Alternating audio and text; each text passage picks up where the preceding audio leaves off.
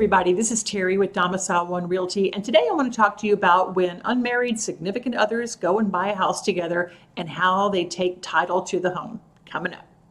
So you're out there looking for houses, it's all fun, you're looking at the size of the homes, the kitchen, the bathroom, the backyard, where you're going to have your outdoor parties. It's all great, it's wonderful.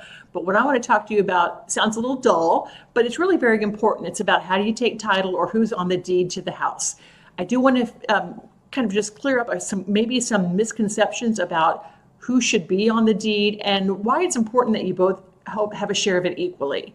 Okay, number one, a person might say, well, we're not married, so we're not going to take title equally, and that's just how it's going to be. Well, no, you don't have to be married to have even title on a home. You absolutely can. Many, many times on the contract, it's one name, a single person, and another name, a single person. You should own the title jointly.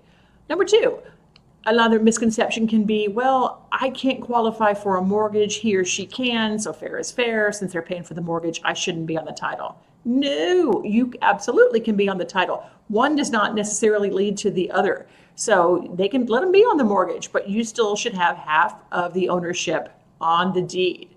The next thing is, well, I can contribute some, maybe pay it like a rent or something, but I can't come in 50-50 on the expenses of the home. So again, I probably shouldn't be halfway on the title. You know what I'm going to say? Absolutely untrue. You want to be 50-50 on the title.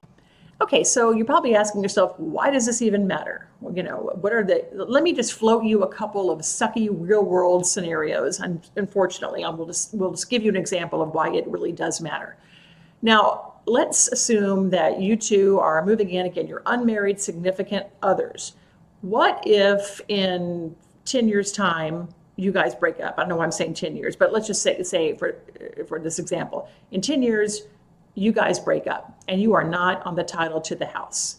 Now, I'm not an attorney, so I don't want to tell you all the things that you can or can't do or whatever, but isn't it easier to just be titled on the house? Because if you are, and you do part ways, you can sell the house and you both split the equity down the middle. In fact, you would have to both consent to selling the house.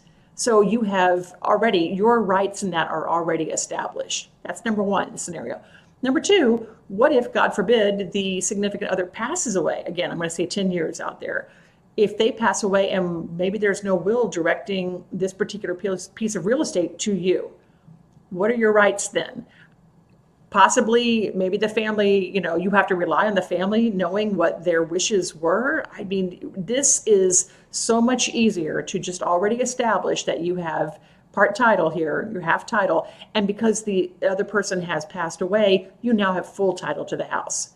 So these are scenarios where you can have that protection and it's done. Okay, you guys, I know that was a heavy conversation to have. Appreciate you sticking with it. And I'm, again, just trying to bring some awareness to this topic. And if you know somebody who's out there in this boat looking for houses right now with their significant other, feel free to shoot this video over to them so they can get that enlightenment of the sucky scenarios as well. You guys take care.